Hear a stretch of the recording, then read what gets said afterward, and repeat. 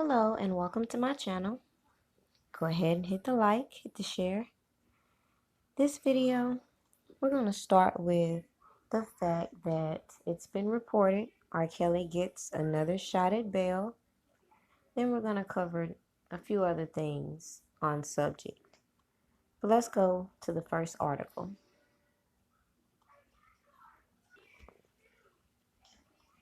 So according to the reports, R&B singer R. Kelly was granted a bail hearing. Kelly, who has been in jail for several months, has been granted a bail hearing. Judge Harry D. Lineweber approved Kelly's lawyer Steve Greenberg's request for bail. Quote, Mr. Kelly never missed a single court date from 2002 to 2008 on his previous case. The court did not consider that Mr. Kelly appeared for each and every day of his trial and was present when the jury's verdict was read. The court never considered that Mr. Kelly has been aware of these federal investigations and yet did not abscond. Greenberg said in court documents, if granted bail, Kelly would be on confined to his home on an electronic monitoring device and prohibited to come in contact with minors. R. Kelly has court March 5th.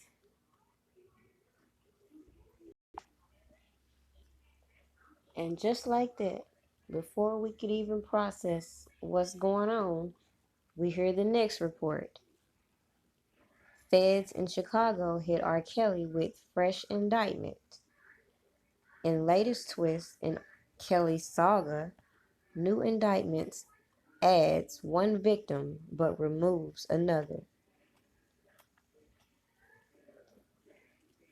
Federal prosecutors in Chicago delivered the latest twist in R. Kelly's ongoing legal saga Friday with a fresh indictment that added a new victim to the set of allegations against him, but also removed another.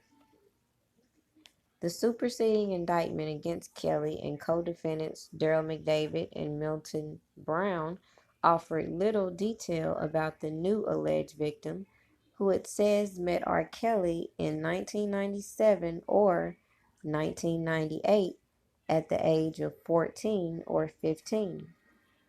It says, Kelly engaged in sexual contact and sexual acts with that person and 4 others when they were under the age of 18. For the new victim, the alleged sexual activity took place between 1997 and 2000. But it no longer makes that claim about a 6th person who remains central to the obstruction of justice charge Kelly faces. Previously identified in the old indictment as minor number 2, the person is now identified as individual B. The facts in both indictments appear to match previous testimony of Lisa Van Allen, who has spoken publicly about her relationship with Kelly and became a key, if problematic, witness during Kelly's 2008 trial. Van Allen could not be reached for comment Friday. Jeffrey Kramer, a former federal prosecutor, said the move could be a sign the feds felt uncomfortable presenting the person to a jury as a victim, but still had corroborating evidence to put that person on the stand as a witness. The presentation of the evidence seemed to have been tweaked a little bit, but the overall construction of the case remains the same, says Kramer, managing director in Chicago of Berkeley Research Group.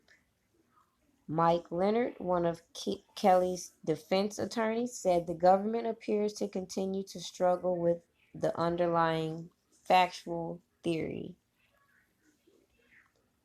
They have amended away a victim, changed the time period 4 counts, and changed the allegedly responsible entities in terms of forfeiture allegations.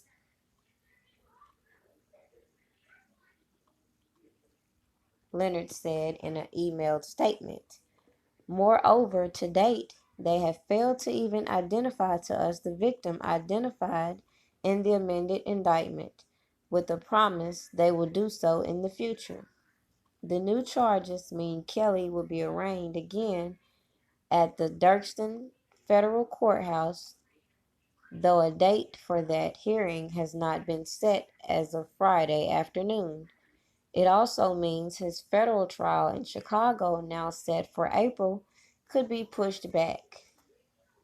Since last summer, Kelly has been facing federal indictments in Chicago and Brooklyn, in addition to earlier local charges in Cook County and more recent charges in Minnesota.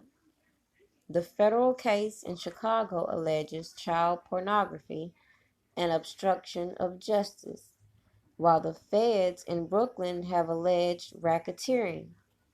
At the heart of the obstruction of justice charge Kelly faces in Chicago is the 2008 child pornography trial that ended in Kelly's acquittal. The new indictment alleges that in early 2007, Kelly and his manager McDavid agreed to pay individual D, Lisa Van Allen, $250,000 to return a videotape of Kelly having sex with that person and a minor. It alleges Kelly and McDavid paid individual D and another person $100,000 each to help recover such videotapes. And it says they made individual D and others take lie detector tests regarding whether they had returned all the copies. Van Allen testified in 2008 that she met Kelly when she was 17 and had sex with Kelly and an underage girl central to that trial. She said that in March 2007, Kelly flew her and her fiancé to Chicago and offered her $250,000 for a videotape of the trio having sex. Jurors later said Van Allen, who stole a $20,000 watch from Kelly, was a poor witness. One juror said the jury discounted everything she said, while others said they considered her testimony only when others corroborated it.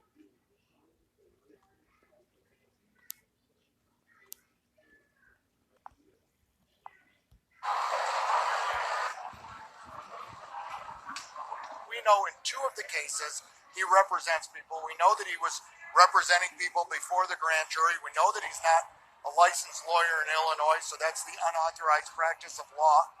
We know what he says about what he does. We know how he operates. And we know that what happened in this case was a result of his pressure and nothing else. They just don't do this. They don't bring back cases that were rejected 15 years ago. They don't indict cases without talking to witnesses and doing a thorough investigation, and that's what happened in this case. A rush to judgment, a rush to prosecute because of pressure, all polluted by Michael Avenatti. The DNA that I've seen thus far is not new DNA tests. It's the same DNA information they had when they rejected these charges years ago. And I don't need to respond to Mr. Avenatti. Mr. Avenatti thinks that he is the truth. He is the oracle of truth. I think the federal prosecutors disagree in New York. He's entitled to presumption of innocence like anywhere else, but they disagree. The tapes don't bear that out. The prosecutors in California disagree. When everything somebody touches is like this, what happened here is they got in bed with Avenatti, and Avenatti is toxic. Everything he touches seems to blow up, and that's what's going to happen here. I also have a problem with the fact that he was representing witnesses before the grand jury, and he is not licensed to practice in Illinois. That is the unauthorized practice of law, and it's improper. I'm sure he'll say otherwise. I suggest people take a look at the law. Owes a sense of gratitude to my client, Stormy Daniels. Often a bad situation and bad things happen. So had sex with him? Yes. Courageous woman, Stormy.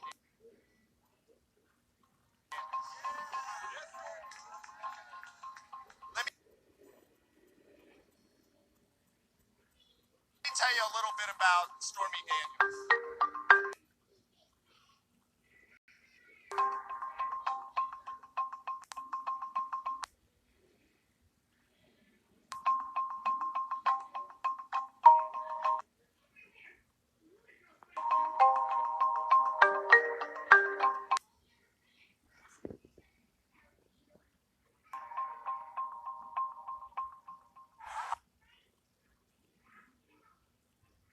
I'm worried about the Democratic Party nominating somebody that cannot be competitive against and beat Donald Trump in 2020.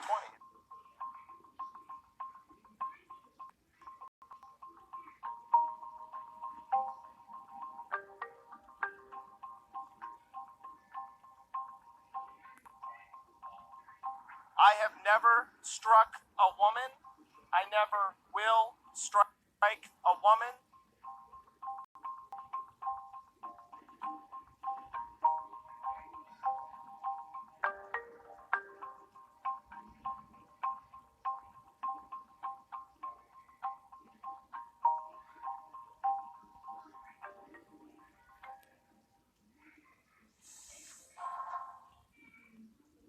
And just like that, Michael Avenatti is guilty on all 3 counts he was facing according to a decision by a jury in federal court in New York on Friday. And apparently,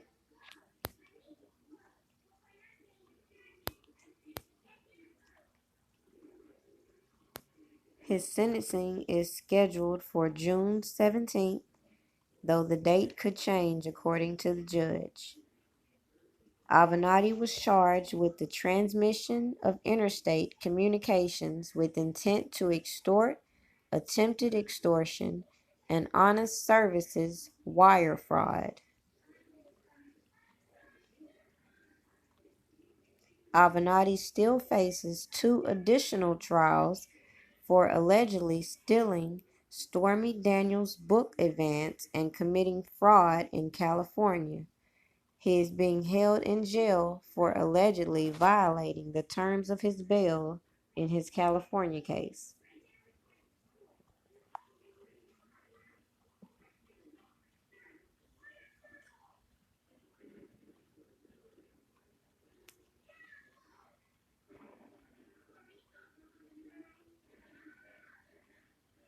Steve Greenberg posted, "Hey, at Michael Avenatti, remember him?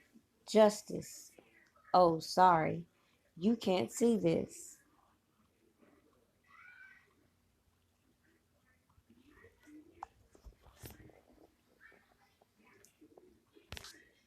So at the end of the day, are we really going to keep bypassing the fact that you got the extortionists who handed in so much key evidence, all these witnesses? You got Kim Fox being currently investigated for her corruption. And you got Kamala Harris, of course, digging in this for her own political agenda.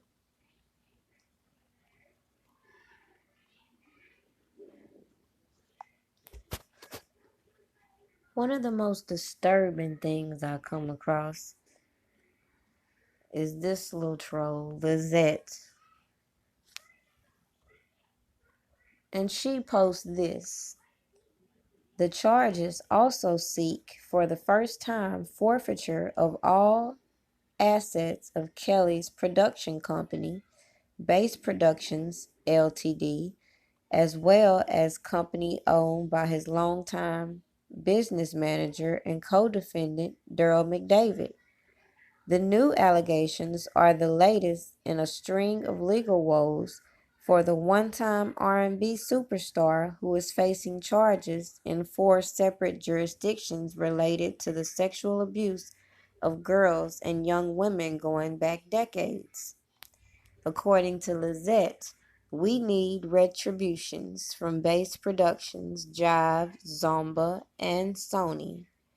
We need real representation to go after these companies. They knew exactly what was going on. Then I think back. Remember a while back, I pointed out in the indictment, again, if you just look at the bigger picture, what it's all about, you go to this part, the criminal forfeiture allegation as to count 1. And then if you go on, it just goes into detail as far as what's being forfeited. Then I look at this, and what's crazy is I don't see the mention of this RSK Enterprises. Another thing that strikes odd is a while back I came to find out that RSK Enterprises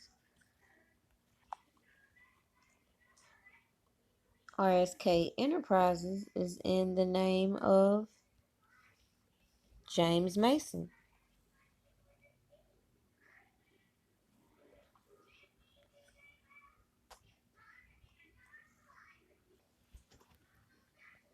Remember?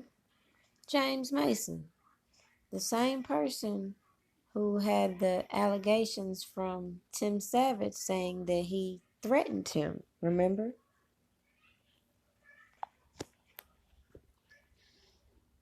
I don't find any of this stuff a coincidence.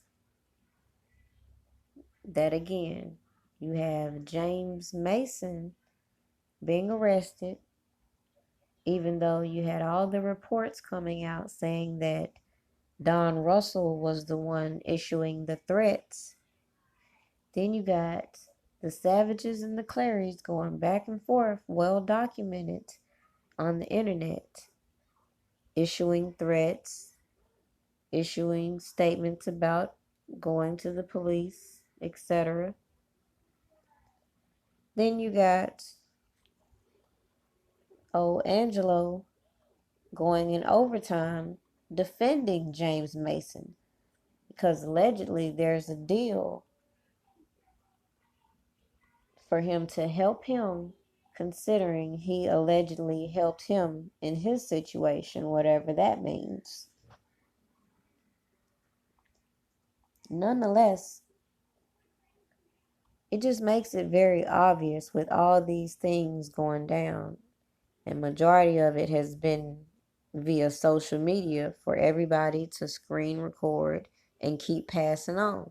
If I included it all in this video would be too long. So I'm going to just leave it up to you to start doing a little searches and watch what you find as far as the back and forth that was going on between the Savages and the Clarys, the threats, this James Mason character, Don Russell being thrown out there. And then go back to the fact that the reason why R. Kelly was initially denied bond was why Avenatti put forth this compelling information of how he bribed the bribed the witnesses from the first trial, and this whole story of witness intimidation. But as we've seen play out, a lot of this witness intimidation is not coming from R. Kelly. So who is intimidating who? Everything that has been put forth, even the letter to Faye, we have Don Russell admitting he was behind this. So what other reason would they have to deny his bond? They can't even get these victims straight. But at the end of the day, if you ask me, all these victims are smoke and mirrors.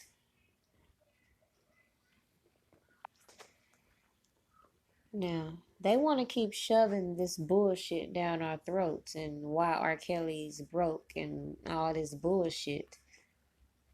Talking about because he did all these settlements and blase blase. But I've come across a lot of interesting things, such as the fact that from 1997, 1998, all these years, there's been UCC filings against this man. 98, 99, 2000, 2001, 2002, 2003, 2008, 2009 was the last UCC filing against R. Kelly. So from the beginning of his career, pretty much, there's been a claim to his rights, his assets, sort of say.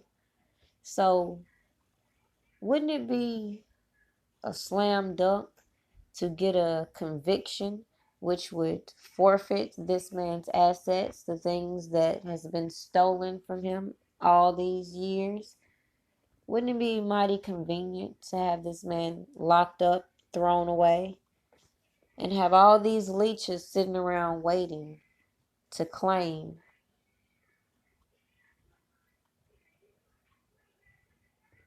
I just saw a report just the other day. Somebody's trying to sue Rick James' estate. Like, when is it going to end where people cannot just keep coming out the woodworks with allegations and no proof against people, even people who can't defend themselves? Where does it end? If you go back in history, all these artists sing the same thing. They're being cheated. They're slaves to these contracts. And it seems very clear to me, these people that have been managing for R. Kelly should be more in the spotlight. Because I don't think it's coincidence that in between all these allegations coming against him, let's go to the timeline. You have 94, he allegedly marries Aaliyah, the gateway for all the ongoing or future allegations, excuse me. Then you got 96. No, it's supposed to be 95. Kelly begins relationship with Lizette. Then in 96, you have Tiffany Hawkins' lawsuit. And if you ask me, this Tiffany Hawkins seems more linked to Demetrius Smith than R. Kelly. Then you go on to 2000. You got an article from the Sun-Times due to this anonymous fax from R. Kelly's former manager, Barry Hankerson. So you got him kicking this off with a fax, then a sex tape. Then you got Tracy Sampson coming in with a lawsuit after a sex tape emerges. Then you got another sex tape. Then you got two more women coming forth, Patrice Jones and Montina Woods, with their lawsuits. And by this time, the system is in full effect of how to get these settlements done without going to court. So any jibber jabber about lawsuits, you can't keep saying lawsuits if they settled out of court. Because if you go to even, let's say Tiffany Hawkins, the very first one, for example,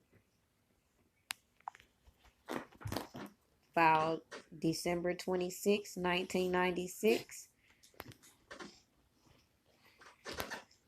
Motion to dismiss by who? Her attorney, Susan Logans, February 2nd, 1998.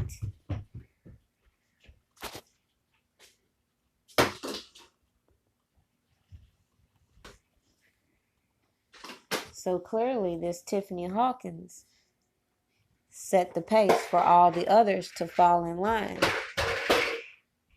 And who's to say these managers and other people weren't partaking in the money? You got people linked to Tiffany Hawkins, such as this clown, Javonta, who was just working at the dollar store before Surviving R. Kelly hits. Now, of course, this is an opportunity to bring back a story which don't make no sense. Because according to you now, you were having relations with R. Kelly and other underage girls. You kind of slightly leave that out of the Surviving R. Kelly series, but you forgot you've already had this documented through interviews. Is it possible that majority of these women had absolutely no contact with R. Kelly at all, and that they were more in contact with his entourage? And why do I say that? Because they were so anxious in leaking stipulations to these non-disclosures very early on. So let's go to it. Now, according to them, these non-disclosures that they allegedly signed not only applied to R. Kelly, but his team, which would be anybody surrounding R. Kelly, managers, assistants, anybody in the entourage. So is it possible that any misconduct could have happened within the entourage? And as we know, typically, when something happens with a celebrity and their entourage, it's not the entourage that gets sued. It's the celebrity, right? So, hypothetically speaking, is it possible that a lot of these activities which were settled upon could have occurred with other individuals, and these women were used to manipulate said facts?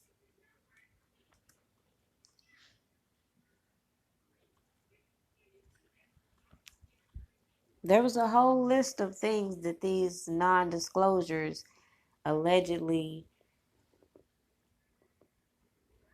excluded these girls from talking about, yet we have seen them all, every last one of them, talking about what's going on.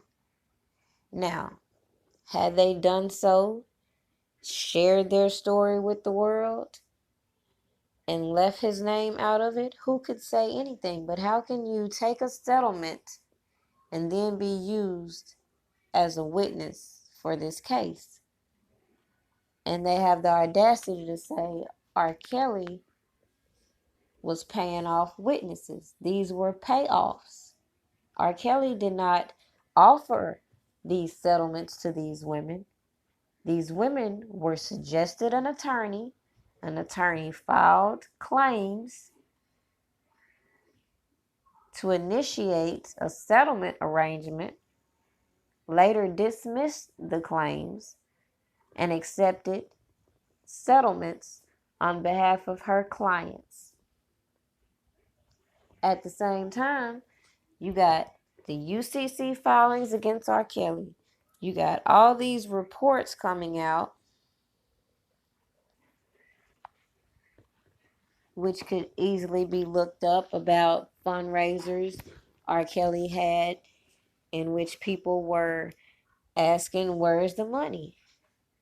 And then after enough commotion was raised, they ended up getting a check from R. Kelly.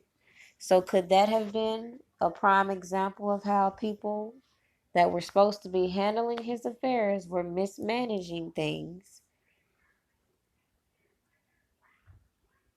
That's not it. There's so many other entities in which you could see linked to RSK enterprises. Lawsuits, for example. Outside of these girls, which have been the highlight and topic of discussion, there's been lawsuits in which these managers were booking tours and booking appearances on behalf of R. Kelly, taking the advance money and not following through with a performance. Think about all those people who didn't follow through with the lawsuit. Just a little something to think about. There seem to be several people operating under RSK Enterprises. Excuse me. And as I said, even more lawsuits.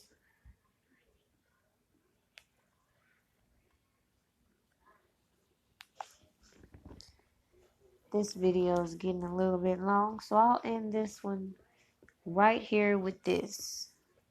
Since they amended this indictment against R. Kelly, and they want to keep telling us about this enterprise with R. Kelly, this racketeering and such,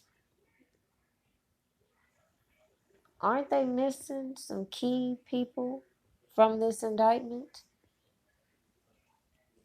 On the defendant side, that is. Because if this was a enterprise, as they say, shouldn't all these people that were working for R. Kelly during these time periods be held accountable? We act like there isn't a history of women making false allegations against men, especially when it comes to these celebrities. To me, it just makes a mockery to all the real victims who were not willing to sacrifice their integrity to live a specific lifestyle. But at the end of the day, let's ask this question and comment below.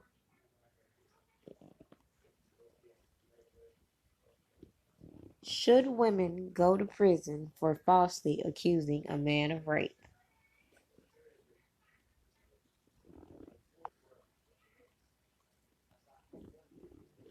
It's not a secret that once upon a time, a false allegation resulted in the death of a person. And just think about all those people who have wanted and wished death upon R. Kelly based on all these allegations surrounding him. And had any person acted and reported any crime, we could be looking at this whole situation differently. But at the end of the day, it's too much reasonable doubt to sit here and allow people to continue to publicly convict this man. I can't even believe so many people haven't even realized his trial hasn't even started. But just think about people such as this man, Frank Embry, who was lynched in 1899 because he was falsely accused of a crime. He was handcuffed, stripped nude, and whipped before a white mob. He was then lynched and castrated, and these photographs became postcards shared by mail around the United States by white people. Now, not to make this a race issue, because what it appears to me is they have flipped this whole race issue and decided to use people of their own kind against each other. The biggest issue I have with people like Oprah and Gayle is they claim they want to be this voice for black women, but at the end of the day, we all know they're just trying to give a little more credit to the people who they feel really started the Me Too movement, which is the black girls, because they feel they've been hijacked by Hollywood with this Time's Up agenda. But whose fault is it you were allowed to be used while other people gain to profit? This case is slowly but surely falling apart. And there's no need to keep entertaining clowns and buffoons on the internet who are just trying to keep you distracted.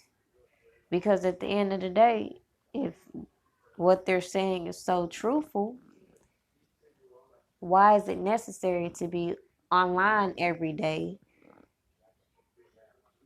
trying to create distractions? How do you have a whole organization that's supposed to be dedicated to helping when your whole purpose, every time we see an upload, who is it about? What is it about?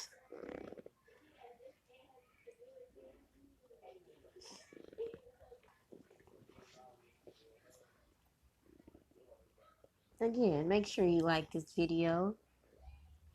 Turn on your notification bell. You just never know when I'm going to upload. It's not always necessary to be first to upload something and give your opinion. Some things I just need to sit back and let play out before I articulate how I want to deliver it. It only makes sense if other people can receive and fully see the bigger picture. It makes no sense to just be continuously uploading a whole lot of BS, oversaturating the already diluted narrative. My objective is clear, and that is to change the narrative. There's too much of she say, she say, she say. It's time we start hearing what he says. Because if you go back, he's been telling us all these years, clear as day. And they tell us his music has been used to lure unsuspecting teens. No, I think he said it long time ago. Nobody listened. Shout out to everybody supporting the channel. Leave your comments as to which video you would like to see next, because I personally have so many different topics I haven't reached yet. As you can see, all these folders.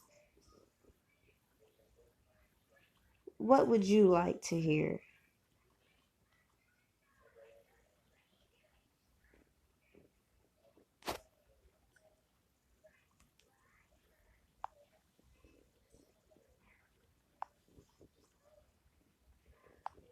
Have a good night. Free R. Kelly.